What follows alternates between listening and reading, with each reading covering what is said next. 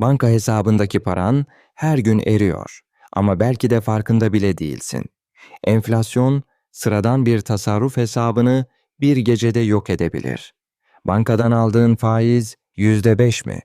Ama ülkendeki enflasyon %60. Yani paran senede %55 değer kaybediyor. Bu bir soygun. Peki bu gizli erimeden nasıl kurtulabilirsin? İşte sana 3 adım. Birinci adım, paranın en az yarısını dövize çevir.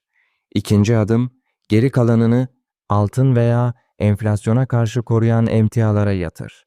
Üçüncü adım ise enflasyon muhasebesine göre değerlenen hisselere yatırım yapmak. Unutma, banka hesabın seni zengin etmez, o sadece bir durak. Pasif paranı aktif hale getir ve bankadan para çalınmasını durdur.